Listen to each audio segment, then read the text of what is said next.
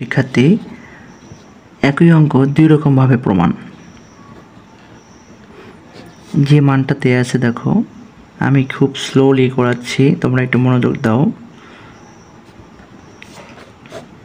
1 number, এটা 2 number সমীকরণ। আমরা 1 এবং 2 বর্গ করে যোগ করে দিলাম।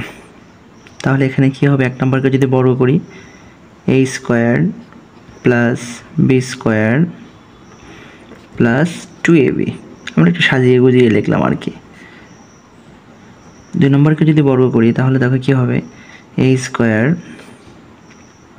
এখানে হবে কি cos square alpha, b square cos square beta plus কত 2ab cos a cos b বিনা বিটা, এখানে c square plus c square.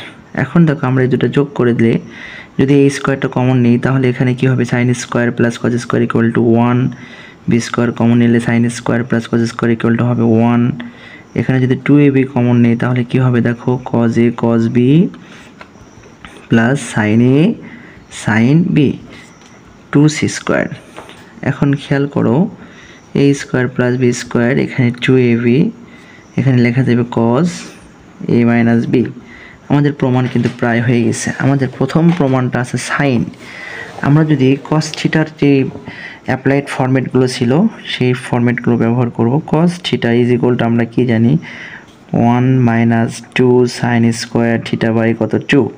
আবার লেখা যায় হচ্ছে কি 2 cos স্কোয়ার থিটা বাই কত 2 মাইনাস কত 1। যেহেতু প্রথমটা সাইনের প্রমাণ, সুতরাং আমরা এখান থেকে সাইনের সূত্রটা দিব, দেখব 1 minus 2 sine square alpha minus beta divided by কত 2। এবার দেখো এখানে a square plus b square plus 2ab minus 4ab sine square alpha minus beta divided by 2।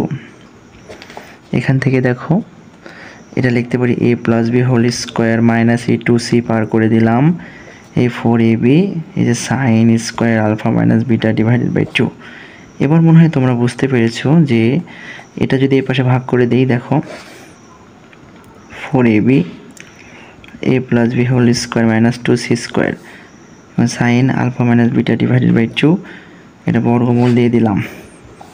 এখান থেকে আমরা ইজিলি ভাবে বলতে পারি sine alpha minus beta divided by 2 is equal to plus minus 1 divided by 2 root a plus b whole square minus কত 2c square divided by কত ab। এখন যদি আমাদের কজের প্রমাণটা, তাহলে এখান থেকে দেখো সিমিলারলি এখান থেকে আমরা কাজ করব, a square plus b square plus 2ab 2 cos square theta alpha minus beta divided by 2 minus কত 1 is equal two 2c square. এখান থেকে দেখো আমাদের কি হয়, a square plus b square minus 2ab plus 4ab,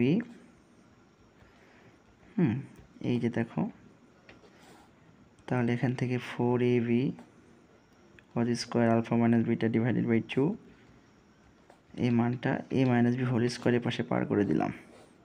এখন আমাদের কাঙ্ক্ষিত প্রমাণটা চলে আসছে, এই যে 1 divided by 2 root divided by কত 4ab।